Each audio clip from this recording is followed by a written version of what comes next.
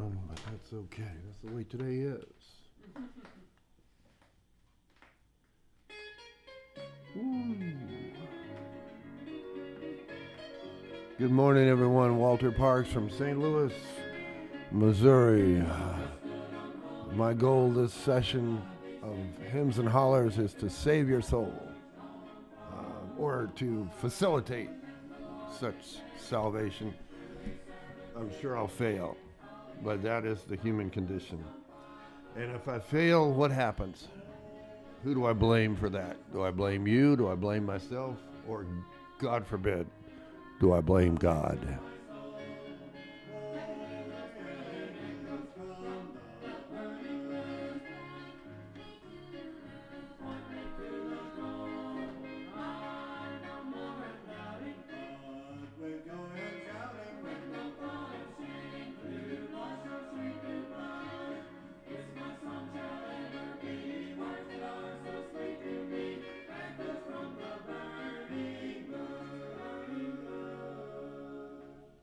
Yes. Bless my soul should ever be. If this song should ever be, bless my soul, something should ever be. Why is the Lord so sweet to me? Echoes from the burning bush. I've got to figure that out. The thing that I don't spend a lot of time doing is researching. Why research when the congregation, you all, can tell me the facts? It's just pointless. I'd rather spend time playing the guitar. Can somebody tell me what the parable or the psalm of the burning bush is? And I'll look it up later. But that's the kind of preaching you come to me for.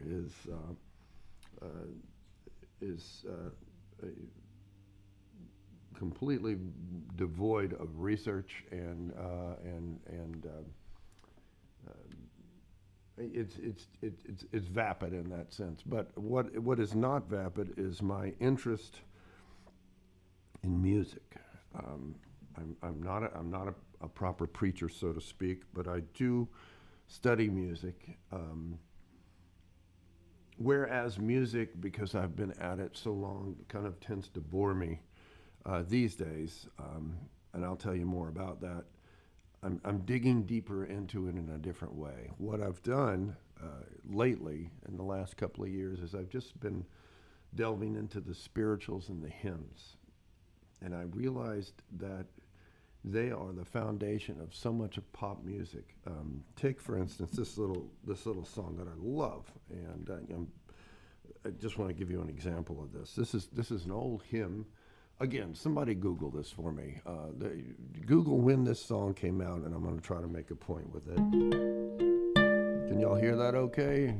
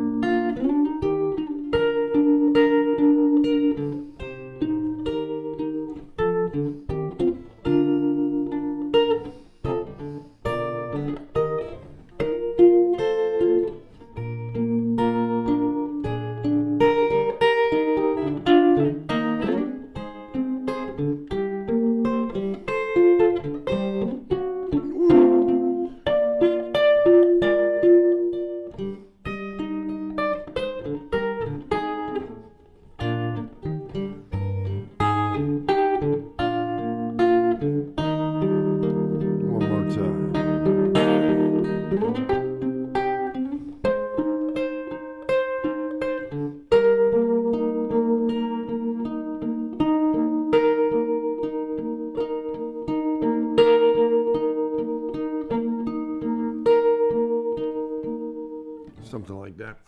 It's Crown Him with Many Crowns, and it's just it's a gorgeous song, and it's mostly constructed in what we call in musical nomenclature triads, and there are moves all over this song that remind me of pop music. For instance,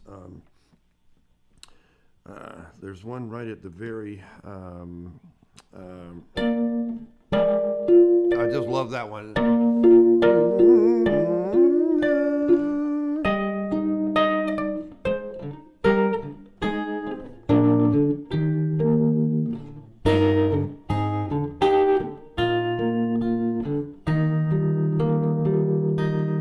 And it just reminds me of some of those moments in some of, well, take for instance, Precious Lord. So.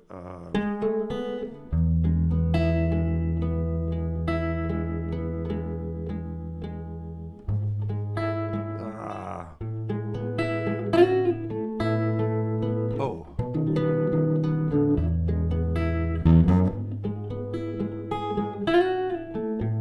Right here.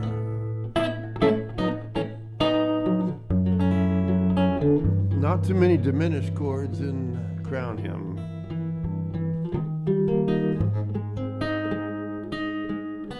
I'm mixing up songs there, but anyway, it's that movement of yeah,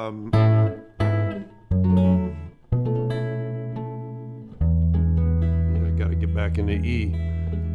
The thing about Crown Hymn with Many Crowns that just confuses the heck out of me is that it's in the E flat, and because that was the key that it was originally written down in, whenever it was written, you guys Google it, 1851, pre-Civil War. Just what I'm fascinated by is the connection between those hymns of that era and some of the spirituals that came out of the slavery experience, and that whole terrible time for those folks. There's so much similarities.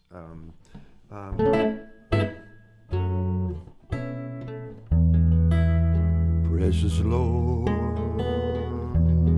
take my hand, lead me on, let me stay alive until I am weak.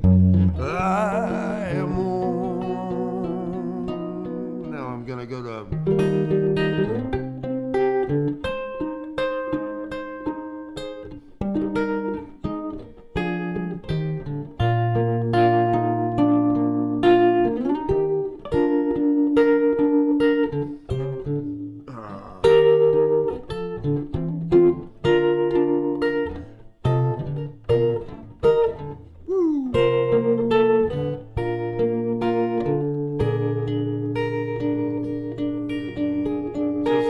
Precious Lord, go to that seventh chord. Woo. Seventh chord coming up.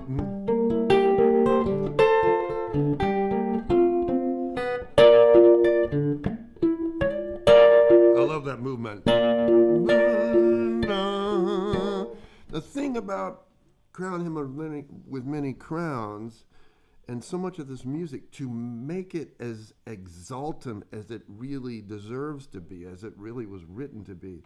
It's difficult to do that on an acoustic jazz guitar.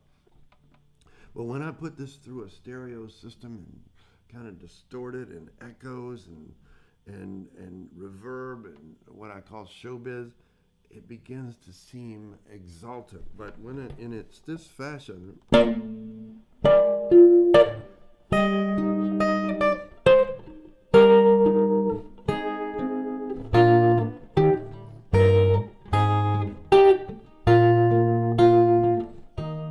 Beautiful, but man, when you hear that in a cathedral with a big organ, you just want to turn your soul over and say, it is yours to do with. I hope you don't feel that I'm kind of appropriating some of this spiritual music. Some of you might just say, oh, here's that guy, and he's playing some of this old music of the Black experience. I tell you what, I don't think I can appropriate pain. I think pain and suffering is there for everyone to experience and to react to. And I wonder what some of the early Christian hymn writers were actually so guilt ridden about. There's this sorrow, almost, take a basic song like Amazing Grace. Amazing grace, how sweet the sound that saved a wretch like me.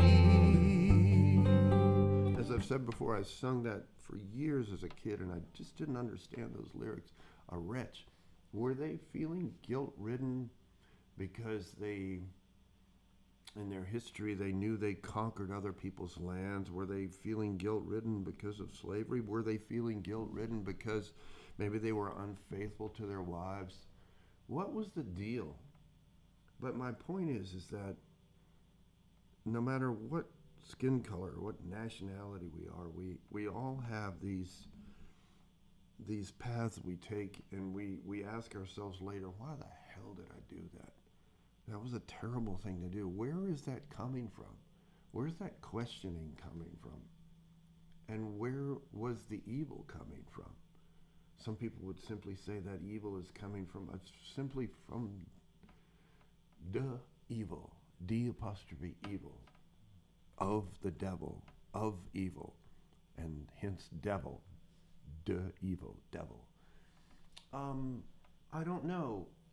Is evil just inherently this negative force? Let's say that it is. And good, God, is the inherent positive force. It seems to me that if we accept those as irrevocable truths, then whenever you stray towards one or the other, you have either exaltation or you have sorrow and guilt. But then there's also blame. Why don't we blame God for the bad things that happen to us?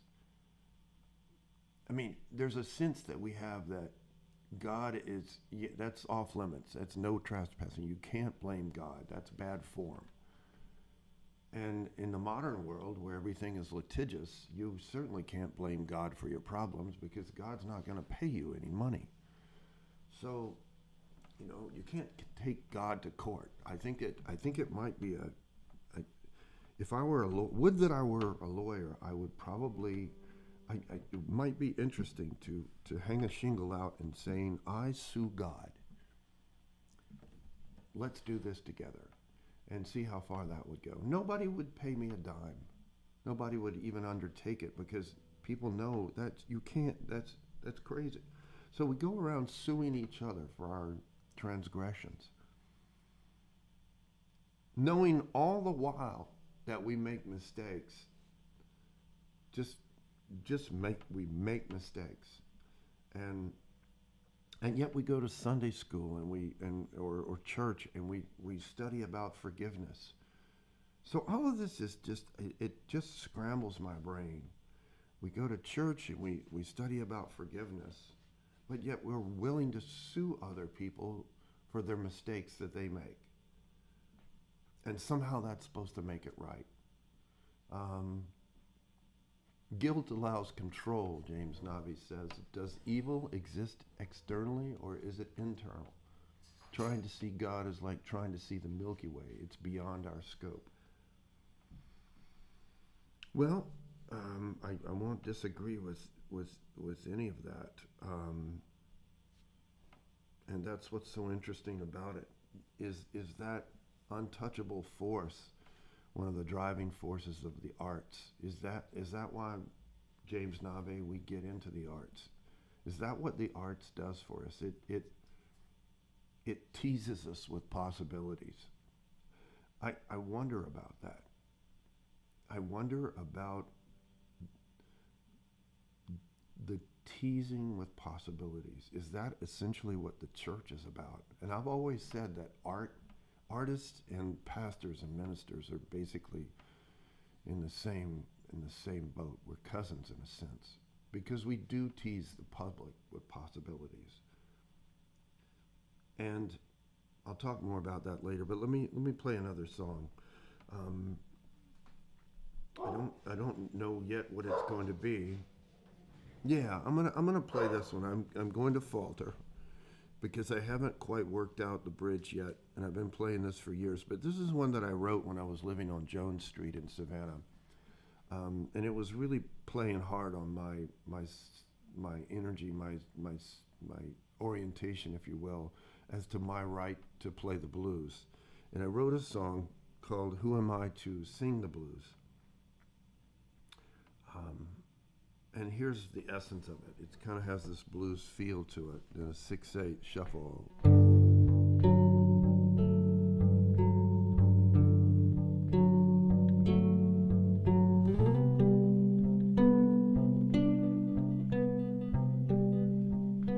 am I to play the blues? Who are you to listen?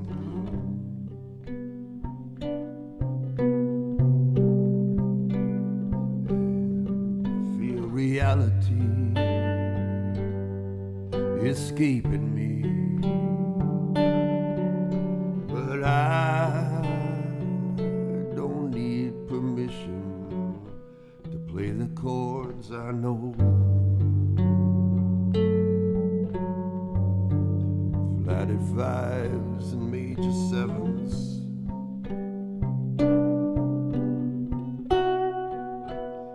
taken by their elegance when played against those minor 11s. I put the blues on when the muse is gone away.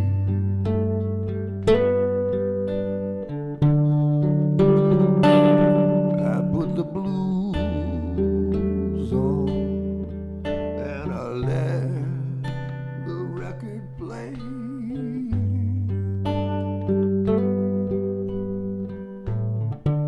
Though his face I cannot see, his Stella's writhing under pressure.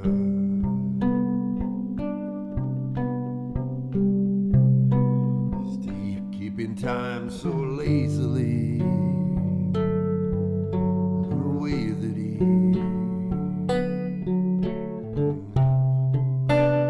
fine by any measure. Put the blues on when the muse is gone away.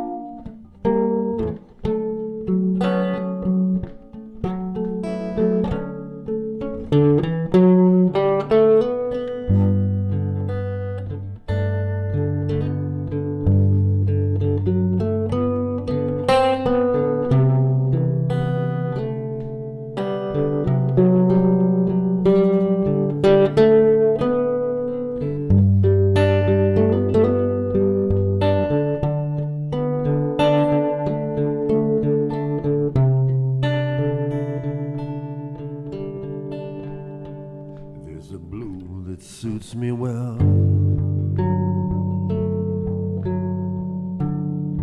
where the moonlight meets the darkness,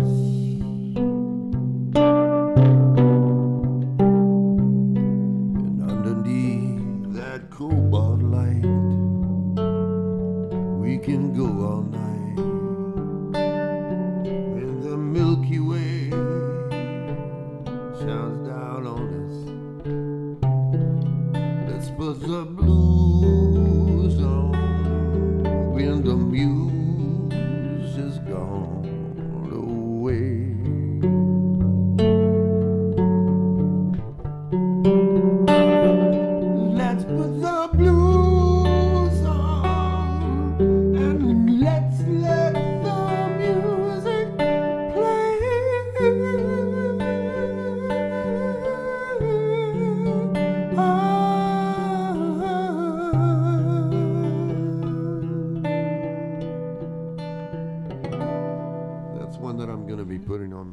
new record, which I'm going to start committing to vinyl this year. I'm going to be working on it probably at Kaleidoscope in New York area.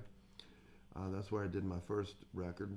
I've got 3 reels of virgin 2-inch tape, and I can't wait to put this music down on it. It's the last of the reels that I have, and it will probably be the last record, solo record, that I do of original material.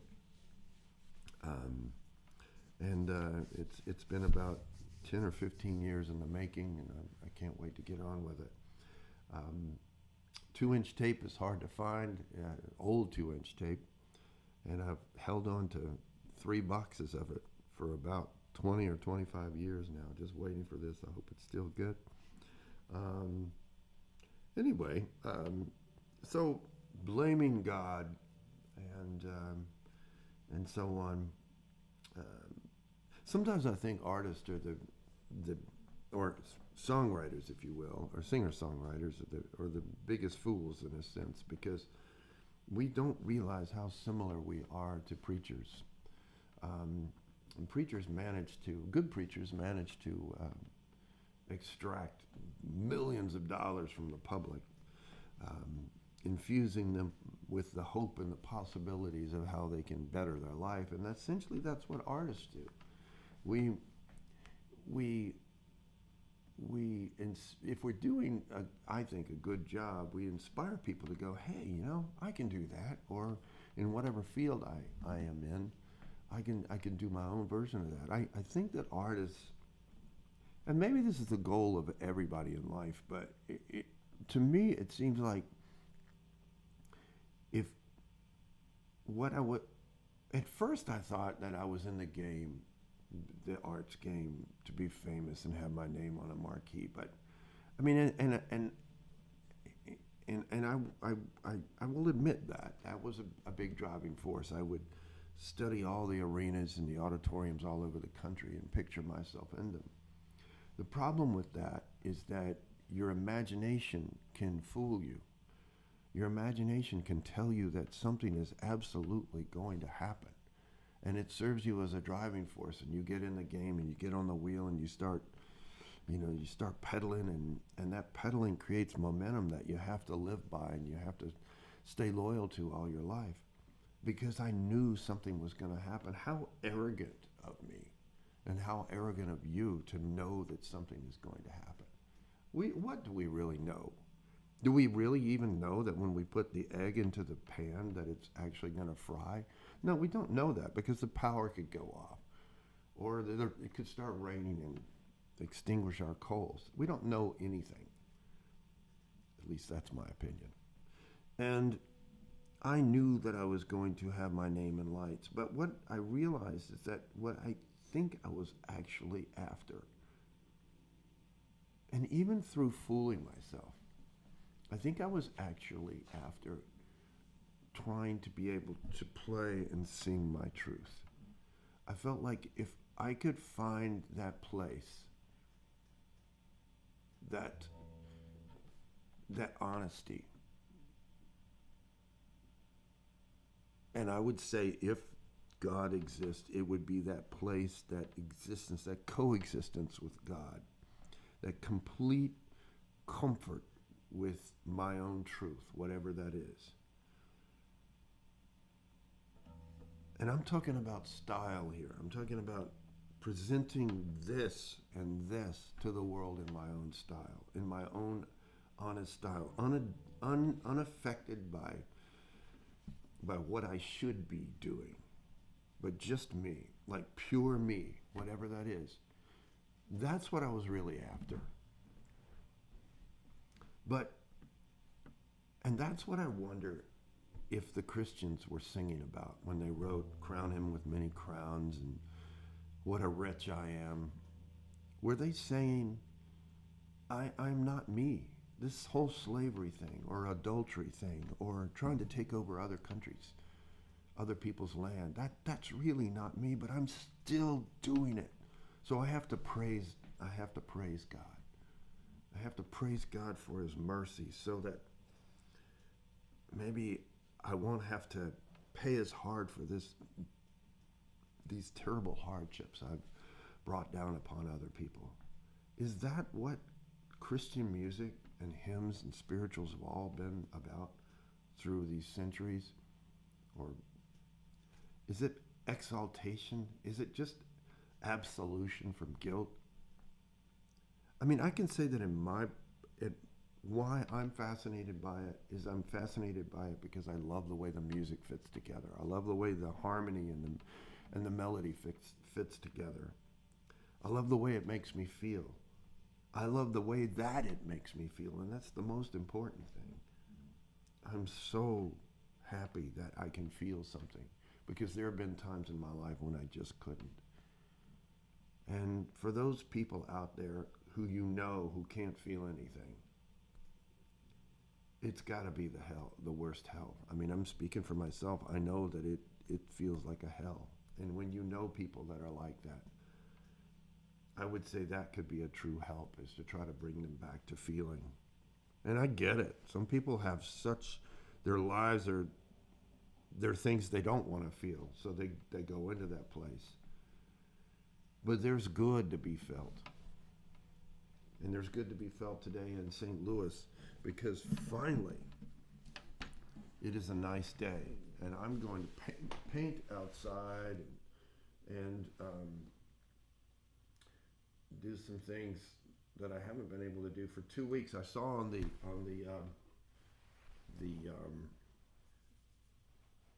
monitor that it's snowing today in Ontario. I tell you, I don't think that's right. I think we should blame. Oops. I think we should blame the Lord for that. I think we should. It snowed the other day. It snowed within the week, and I was mad. And I was like, what am I mad about? I mean, there are people in Ukraine who are sleeping in basements, praying that they're safe, and lo and behold, they blow up the building and they get crushed with. Yeah, it's just. And I'm mad that there's a little snow and what the hell, And I just have to. I just gotta. Sometimes I just can't work it all out, and so I come and I do like I did in that song, and I just put the blues on.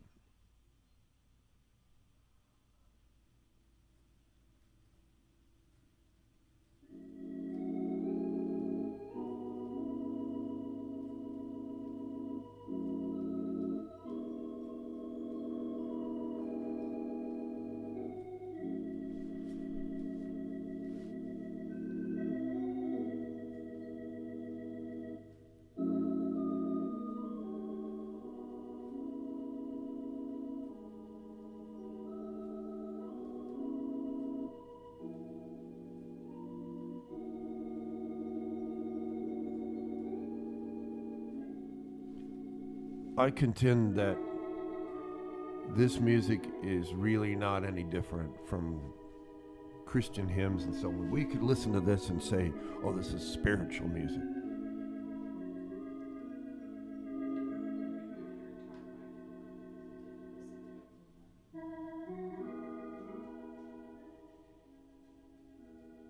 Oh, I see.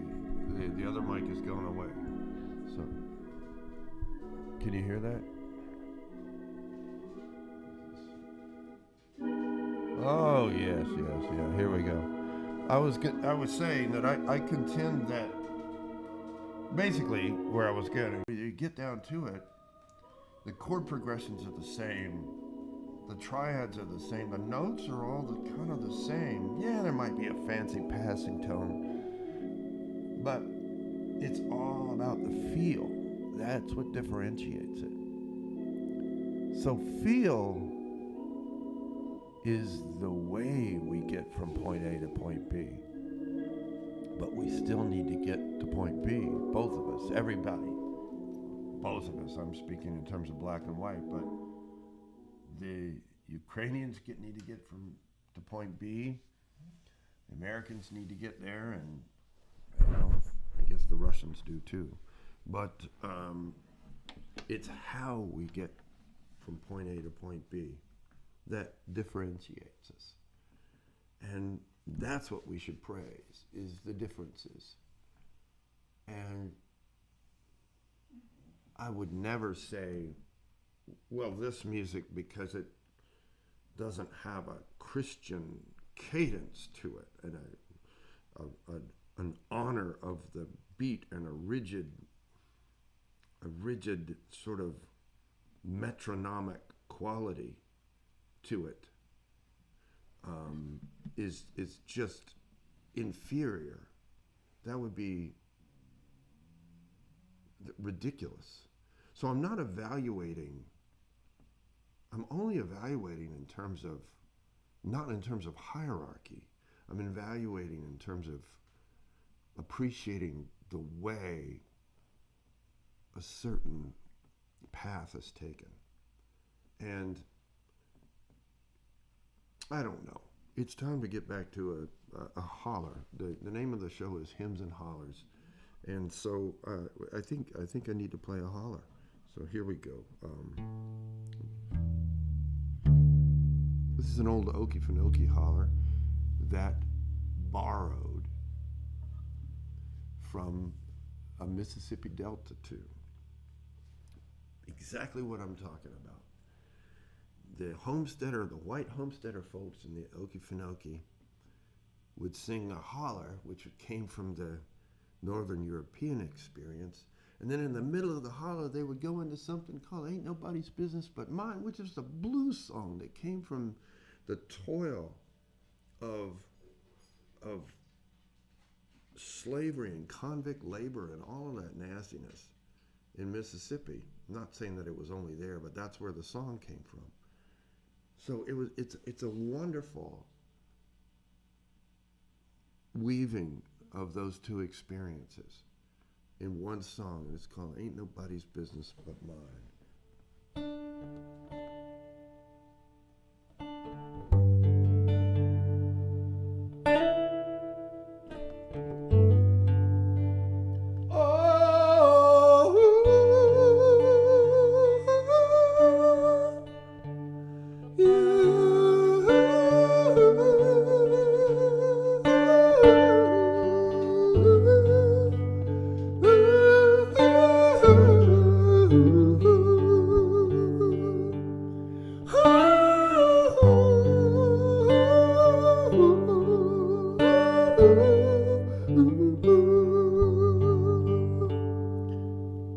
Well, I'm going nowhere, Jack.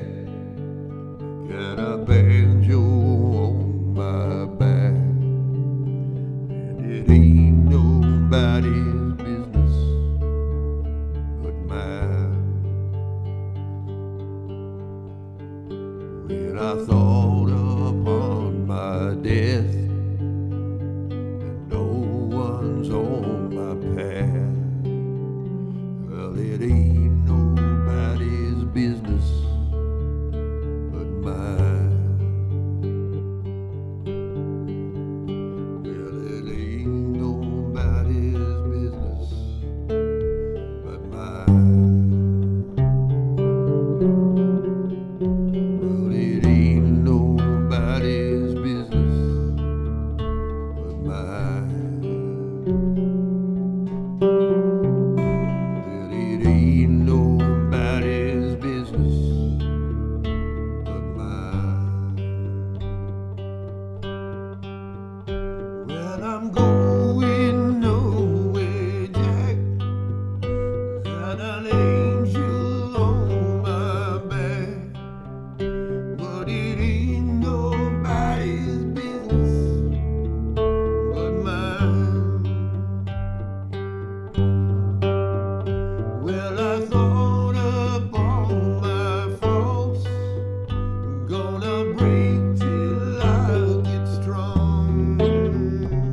But it ain't nobody's business but mine.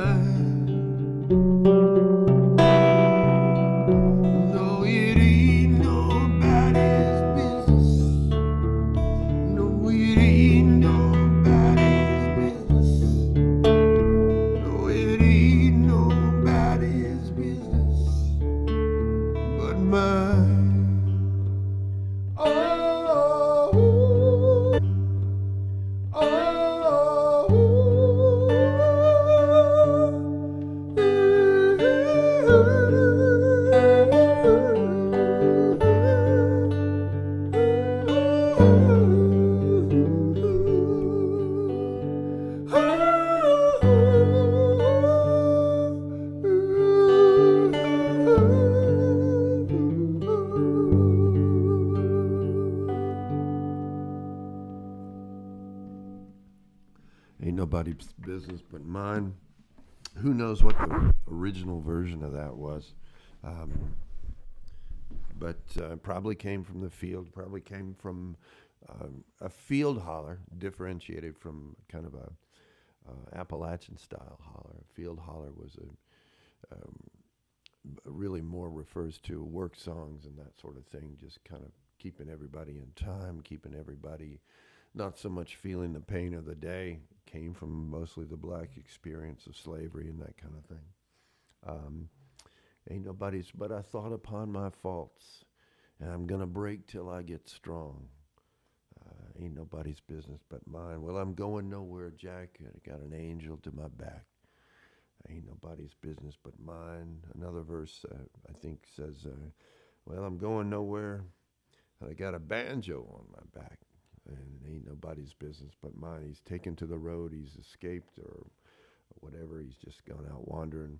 And then the final one is, well, I'm going to my death because no one's on my path. It ain't nobody's business but mine. Uh, Blessed Palm Sunday from the south of Motor City. Fantastic. Somebody's listening from near Detroit. I've always wanted to play more in the Detroit area, and I've only played in downtown Detroit once, and that was, we played out in front of the old Ford Auditorium, Richie Havens. I played with Richie Havens that day, and there was, the audience was just, it was probably 50,000 people, maybe 100, mostly black folk listening to Richie and the other artists on the bill. Um, trying to think. A fella from a great guy from Syracuse, New York, promoted that show. Why can't I remember his name? But anyway, what's that? Because it was over 10 years ago. Yeah, Margot brings up a good point. You know, it's like when maybe y'all can relate because a lot of listeners are kind of in my age bracket. You know, we start beating ourselves up because we can't remember everything. I sometimes wonder if Alzheimer's is just, you know, running out of hard drive space up here, and it's you know, you know it's looming that you're going to be forgetting things, but you just have so much in there to remember. Man, I can't remember his name. It's gonna haunt me, and I just wrote him too. But anyway, mostly black folk in Detroit were watching us, and I thought that was, in and of itself, that was wonderful. But I also thought, like, the next night, and the next night, and the next night, we would play, and there would not hardly be any black folk in the audience, and Richie Havens had a huge black fan base, but folks. A lot of folks in that demographic couldn't afford to come see Richie play. So when we had a free outdoor concert, it was just an amazing turnout. And I thought that was so sad in a certain sense that, you know, a lot of people couldn't get to him. Or they just, you get where I'm going with that. And it was always wonderful to play the free concerts and to really reach lots of people across the demographic, cultural, and divides and so on. But it was a wonderful day. I remember hanging out a little bit with Will Lee. He was playing with one of his bands. I don't know which one it was, and I don't think it was the Fab Four, but that was, and I used to play in Ann Arbor at the Ark, but that doesn't count. I mean, I love the Ark. But I love Detroit. I remember that night. I remember this. The night after we played in Detroit, we had the next gig was in Evansville, Indiana. And they had put us in a hotel way up on the north side of town in Detroit. I'm not sure why we weren't downtown.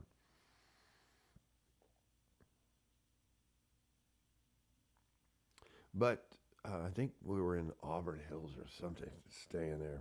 And also, Joan Osborne was on that ticket, and we maybe there were several different. Maybe I'm mixing up trips because at one point I remember Detroit one night, Evansville, Indiana, and Richie and I had to wake up super early to make the Evansville gig because it was an early gig. And I remember driving down 9 Mile Road. You know that the movie by Eminem, 9 Mile. And we could have taken the interstate or something, but I said, I'll be damned, I'm going to go down 9 Mile Road and all 9 miles of it. And it was just, it was something like 5 in the morning. It was just, it was fantastic. And I got to spend time with Richie like that. And we drove all the way to Evansville, made the gig. I don't know. That wasn't a very illuminating story. Other than that, I would do those sorts of things to Richie. I would say, "No, we're going to do the 9 Mile thing." Richie loved Eminem, and do I have the name right? Eminem. I want to say Eminem like the candies. I think that's what it is. Yeah. Yeah, it sounds funny. It sounds like I'm getting ready to talk about suppositories or something. But Richie loved, what's that song that he does? Maybe I should do a version of it like...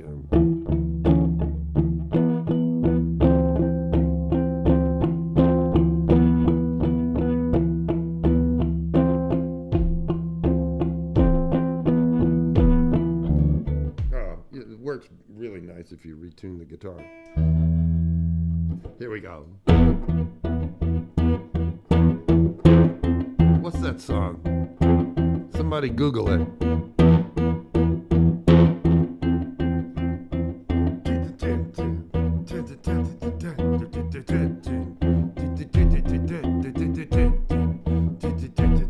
I just love that song. Woo!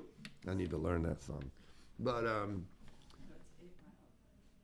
8 Mile Road. Okay, maybe it's 9 Mile near St. Augustine, but 8 Mile. And another thing about Detroit. That afternoon, I took Richie over to Cobo Hall. Cobo Hall it used to be for years one of their main arenas. And Cobo Hall was a strange... Richie would always kind of accompany me on these nostalgic trips to arenas and old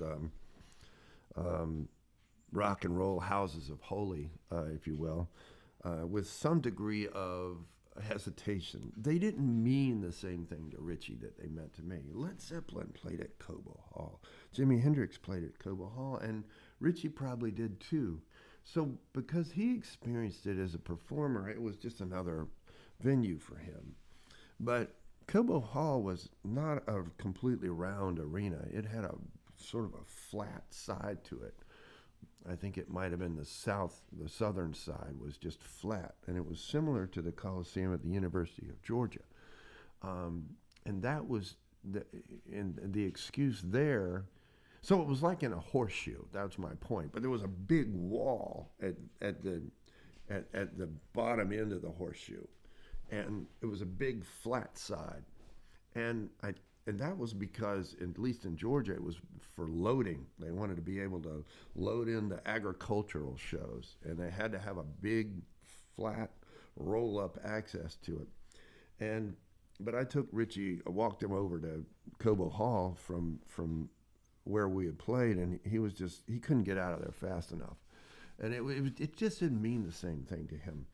I think they probably torn down Cobo Hall, but one of the things I always wanted to do was to see the Tigers play in the old Tiger Stadium, and I missed that. And I think they tore that down in the late 90s, early 2000s. Just never made it. But we did get over to see Motown. And the thing I liked the most about seeing the Motown record studio was how they made the great album covers. Everybody goes there for the sound. Everybody goes, oh, this is where they recorded, and the drums were over here, and the bass was here, and look at the tiles, and look at the audio gear. But they showed all the great album covers and how they were made. And here's a perfect example. Not that this is one of those album covers. I'm going to tilt it so the shine is avoided. I'm trying to tilt it to avoid the shine. Jesus would not want me to avoid the shine, would he? So that's why he has provided us with the shine. And along comes me trying to avoid the shine. That's very ungodly of me. It's very hard to avoid the shine today. Well, you get it. So, how they did this before the days of Photoshop, they would have a background that probably somebody painted. This looked like it was painted with on a piece of cardboard, these clouds and so on, maybe with some spray paint, maybe just on a piece of poster board, and they put that down on a flat surface. Then they hand cut with. Can you see this guy playing the organ? You can see him. Okay, sort of see him. So he's playing the organ now. With an X-Acto knife or a razor blade, they would cut him out.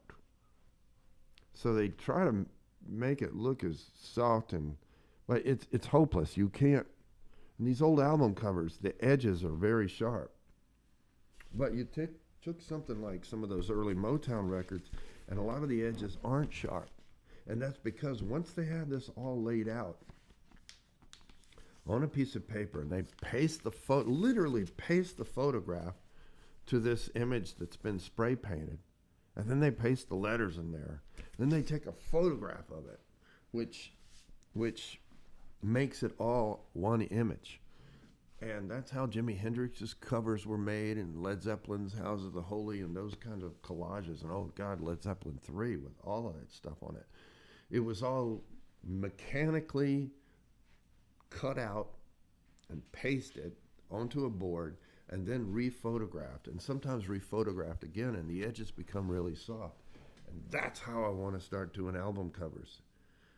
I looked at some of the early photographs that I did of artists, and nothing compares to film. It's just wonderful.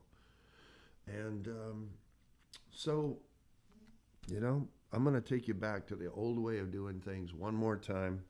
I want to tell you about my amplifier. For those of you who can't see it, this is a little moment of geekness.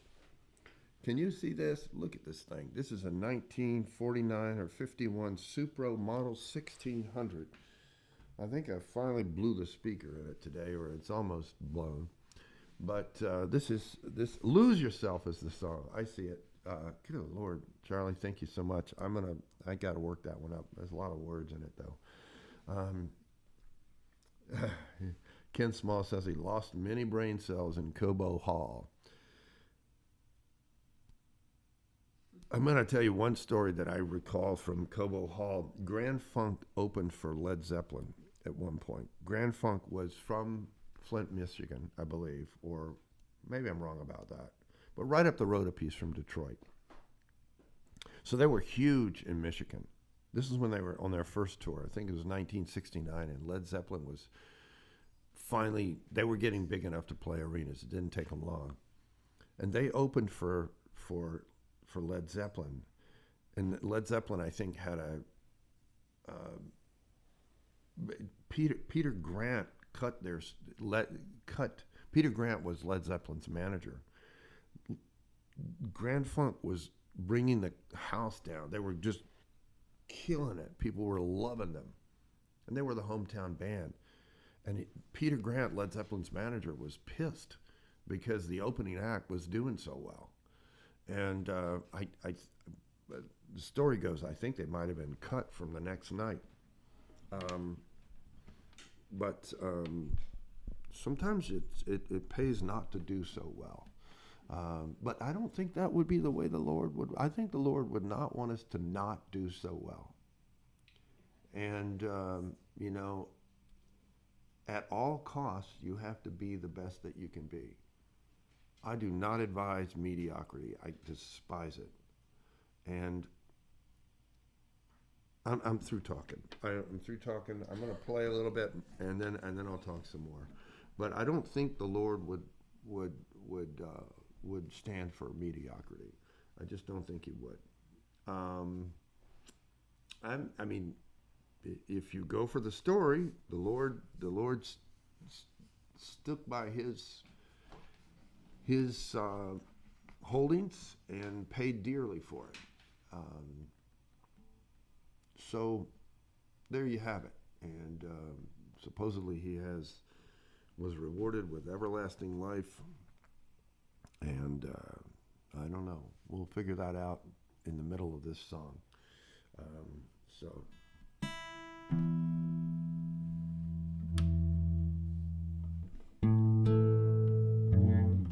I'm gonna steal away to Jesus, steal away back home.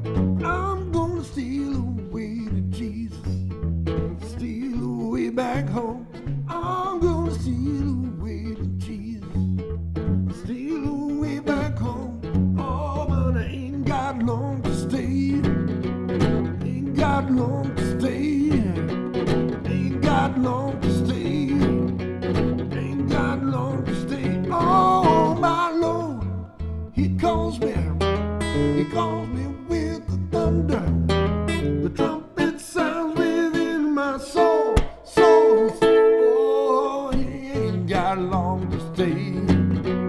Ain't got long to stay. Ain't got long to stay.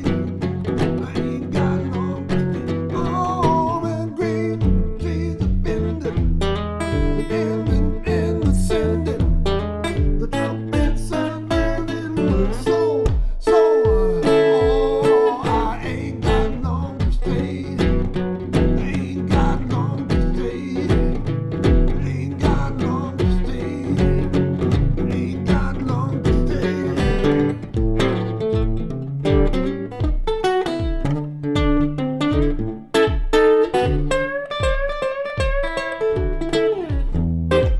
Woo!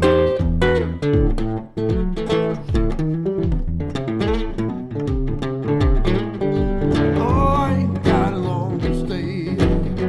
I ain't got long to stay. I ain't got long to stay. Ain't got long to stay. Oh, steal away to Jesus, steal away back home. I'm gonna steal away to Jesus. I'm gonna steal away to Jesus, steal away back home. Oh, but I ain't got long to stay. Ain't got long to stay. Ain't got long to stay. I ain't got long to stay. Almost got that guitar solo. Woo! Well, that's it for today as far as the playing goes. Well, I can't really promise that until Margot presses the in session button. But Stop streaming. Eminem, she's right, or Becky says that I'm right. Lose Yourself, yes, Charlie, thank you. Yes, that was a song that I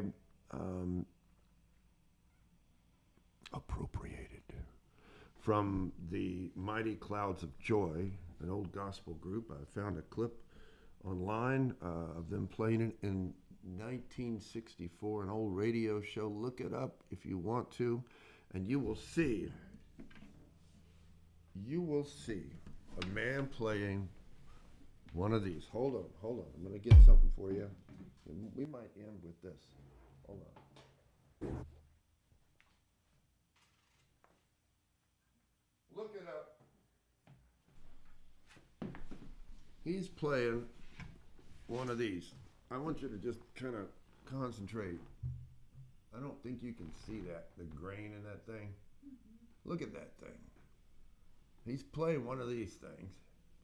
This is a solid piece, one single piece of wood. They only make them that way if they take their time to do it. But he's just playing one of these with the rest of there's no drummer in this. That's my point. It's all a cappella.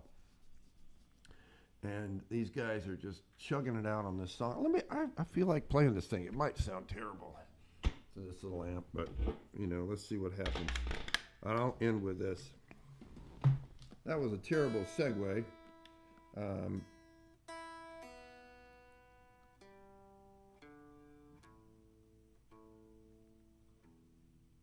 I guess what I'm getting to, yeah, see, it's gonna buzz and stuff, is that the concept of stealing away. Okay, yeah, that was what they call a code song back in the day. That was a song that announced to when a slave was about to break away, and everybody would sing that song. So the story goes and say, "Or there's going to be a breakaway, or somebody's going to break out. Let's make sure we help this person." They made their decision, and the lyrics are like, "The Lord is calling me. I've got to do this now. This is my time."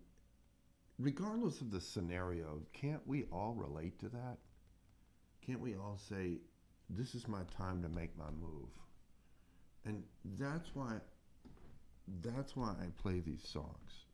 Outside the music notwithstanding, and the music is really the driving force, but I also feel like these sentiments are universal.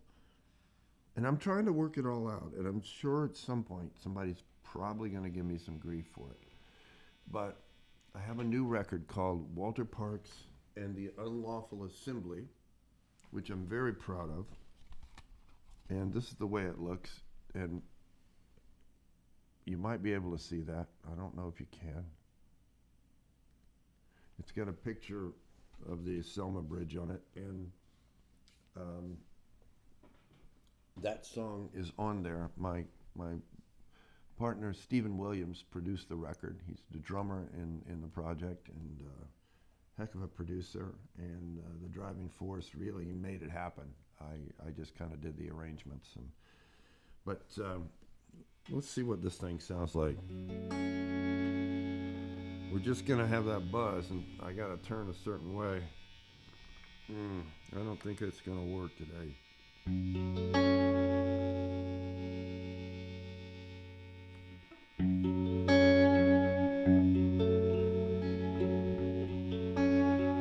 It's such a great guitar. You have to... I'm so sorry about the buzz. Hold on. Yeah, the ground doesn't even do anything.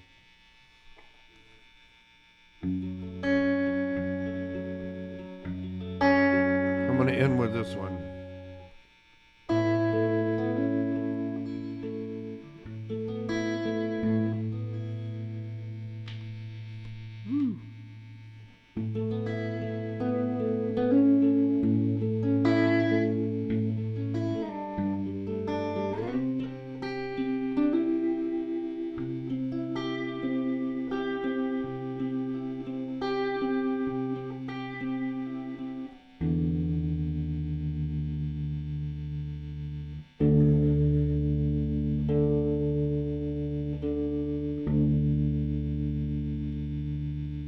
Here's another one from that record. Actually, two more.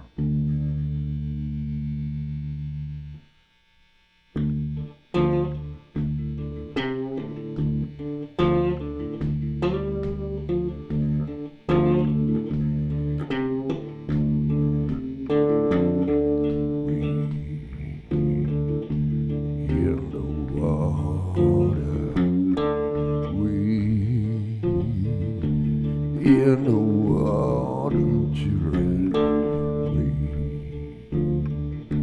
we in the water, that's gonna trouble the water. Well, in my time of dying, on the beach out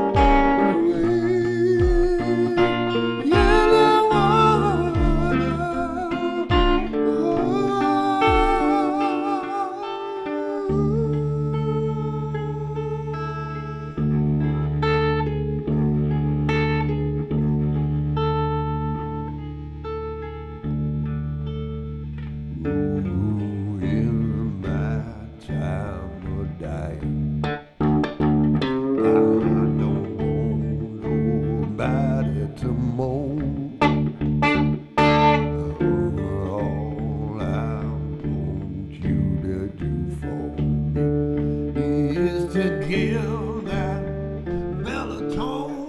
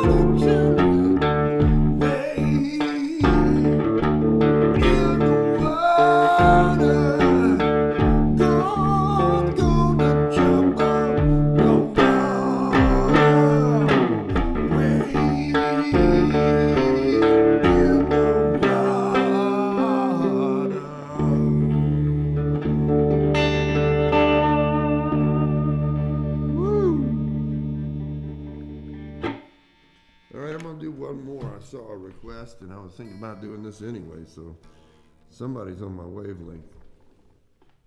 Let me get this in tune.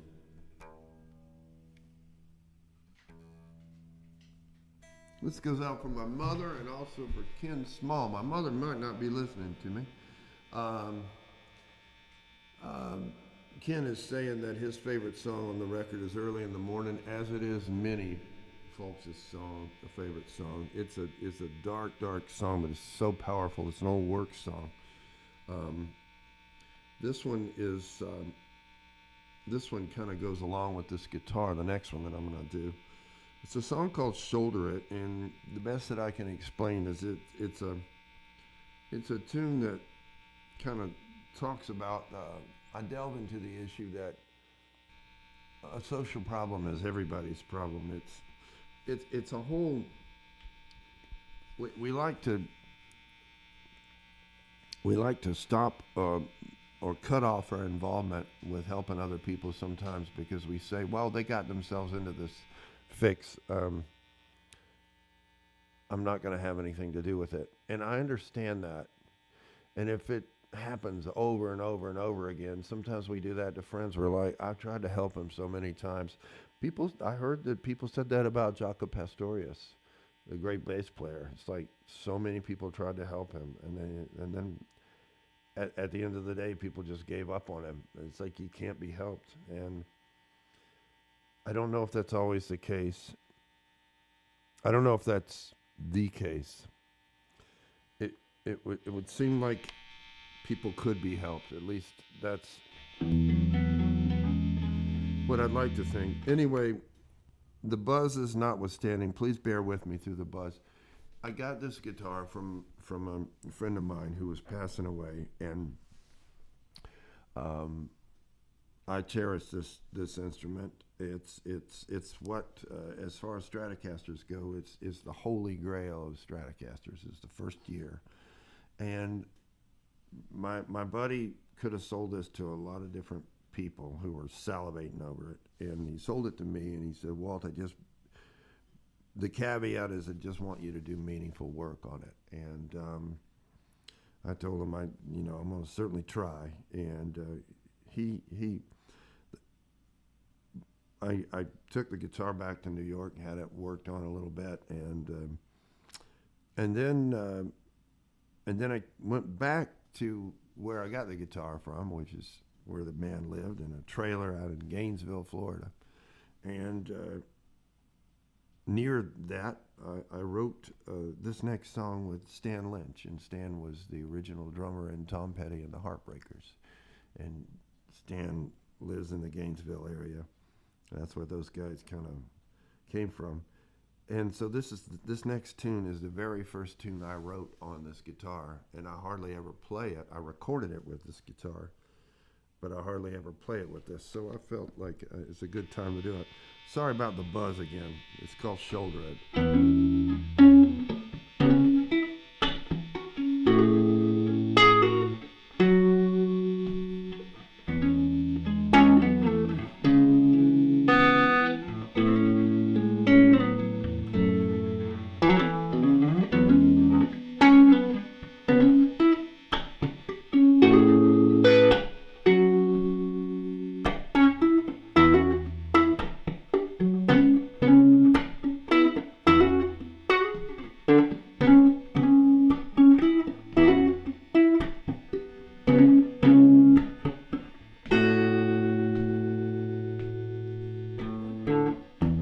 I know I hurt you such a long way back. Some people keep pushing on that, but you can't board the mercy train because you laid the track when you shouldered it. When you shouldered it. When you shouldered it. Yeah, you shouldered it. Everybody knows we need a change of heart. But what's it gonna take to open our eyes?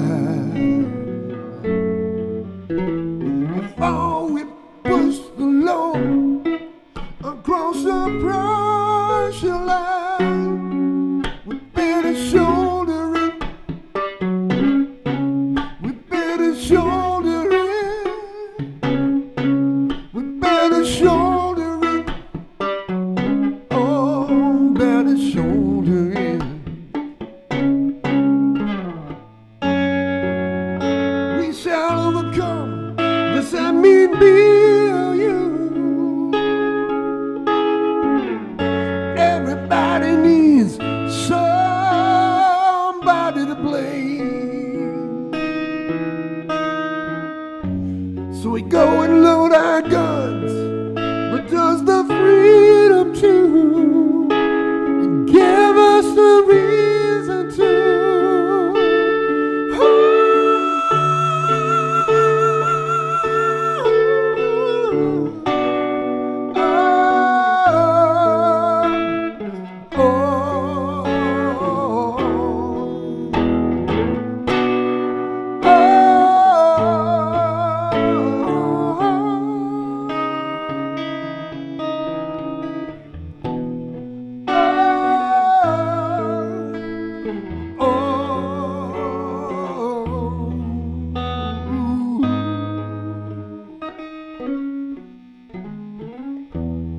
Who am I to see who is down and out? Until I had to live a life like that. And who am I to tell you to get over it until I've shouldered it? Until I've shouldered it. Until I've shouldered it. Until I've shouldered it. Until I've shouldered it. Oh, until I've shouldered it. Until I've shouldered it. Oh, everybody gotta shoulder it.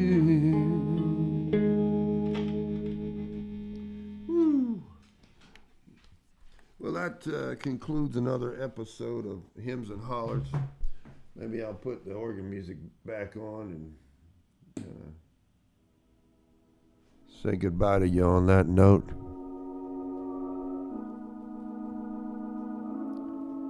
I'm working on a U2 song. I've been working on it for years, and I played it a little bit off and on, called It's a Beautiful Day.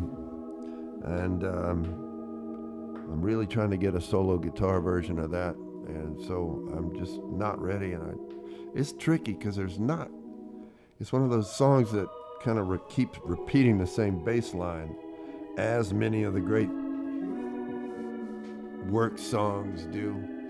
And the variety is in the details. The variety is in how you play and phrase the melody. That's where every bit of the song is differentiated from the other, and it's a lot to memorize and to convey. But in life, the variety is in the details of our day, and sometimes it's up to us to kind of write that story and write the details. But I hope you've enjoyed this episode of Walter Parks Maybe I'll have that song ready for you next week. Thanks for listening.